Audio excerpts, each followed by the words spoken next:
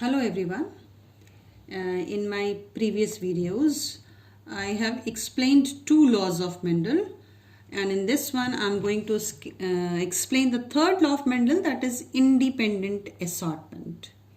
The most important thing for this law is that the cross is to be termed as dihybrid cross. That means we'll be taking two characters with four alternative traits. Being as a parent, I have taken capital R, capital R, capital Y, capital Y. This capital R stands for round seat of pea plant. And this capital Y, that is again the dominant character, is yellow seed coat. It is yellow seed coat. Both these traits are dominant. This round shape is dominant on the wrinkled one. So the small r stands for wrinkled seed. And this capital Y is dominant on this small y. So the small y stands for green color of seed coat. So parents are ready for the selfing. This is the for the cross. This is the sign for the cross, that is hybridization. Now, how many gametes will be formed? It is not fixed, but the type will be remain same. That is capital R, and one from first pair and second from next pair, that is capital Y.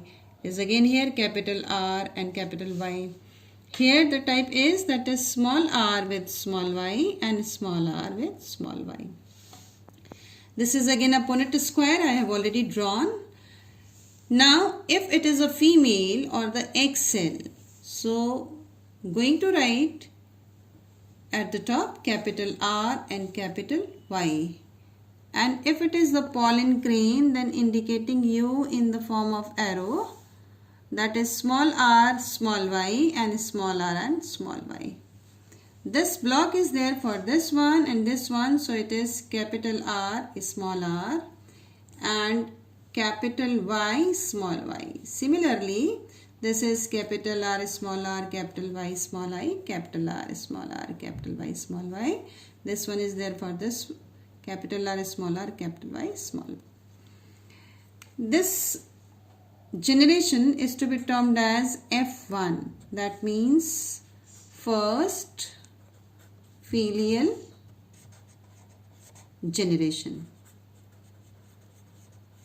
Now, what is the result? The result is phenotype. That means observation, which is there from the outside, morphologically and phenotypically observable character for this F1 generation is that all plants are having a round seed with yellow seed coat. We know that in F1 generation only dominant traits are visible and the recessive are hidden. So what is the recessive trait? That is wrinkled shape of seed and green color of seed coat. Recessive traits, and those recessive traits are not visible here. If we'll write the genotype, this is phenotype. If we'll write the genotype, so you can observe that along with the above statement, one word will be added, that is heterozygous. That means all the plants are with alternative traits of alleles. Now, for the next generation, the term will be using selfing. That means the cross in between the two plants of the same generation. So the word is selfing. Now the plants will be capital R, small r, capital Y, small y, crossed with capital R, capital Y, small y. The plant is round and yellow, round seed coat with yellow, round shape and yellow seed coat, but both the plants are heterozygous. Now the different types of gametes, 4 different types of gametes, what is the possibility? This capital R can go with capital I. The same capital R can go with the small y. So we can write here capital R, capital Y, capital R and small y. In the same manner, the small r can go with capital Y and the same small r can go with small y. So it will be small r with capital Y, small r and small y.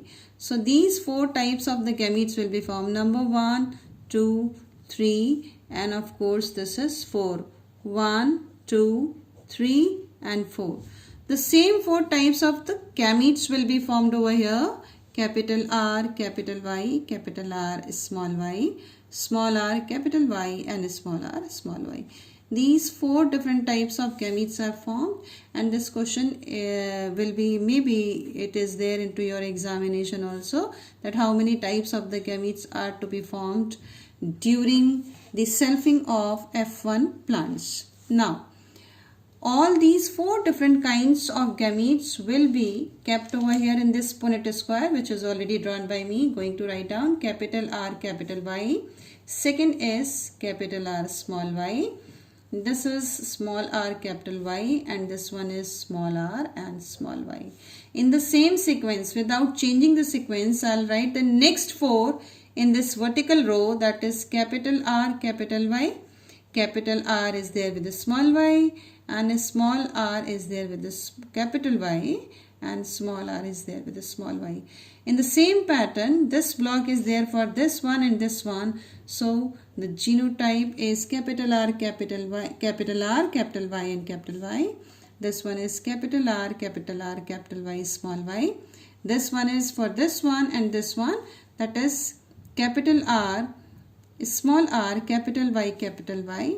This is capital R, small r, capital Y, small y. Again, the combination is like this one. Next will be like this one.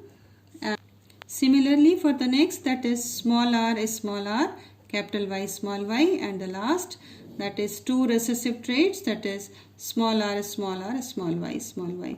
Now I am going to put sign of the same type of plant. One capital R is there for the round and the capital Y is there for the yellow seed coat.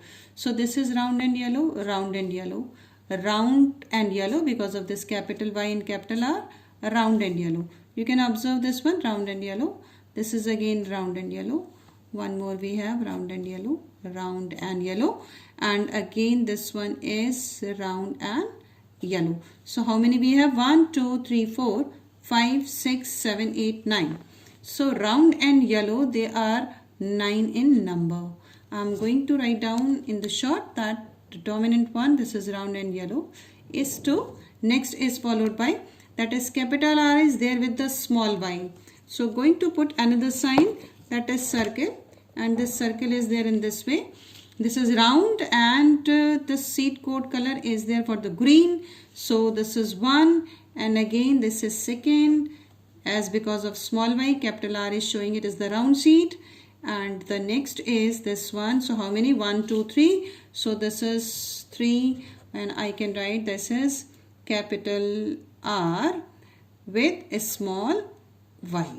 Again, next we'll be searching over here, that is small r with capital Y, that is wrinkled and yellow seed coat. So going to put a sign of plus, again this one and this one. So this is 3. And the last, that is both recessive trait, putting the sign of percentage. So this is 1. So what is? This is small r, small y, and the middle one is actually a small r and capital Y. So this is phenotypic ratio. Phenotypic ratio means what is visible. How many types of the plants we have in this? Now 16 plants are of 4 different kinds, which is written in this way: 9:3:3:1. As we know that in the parental combination, capital R is there with capital Y and small r is there with the small y.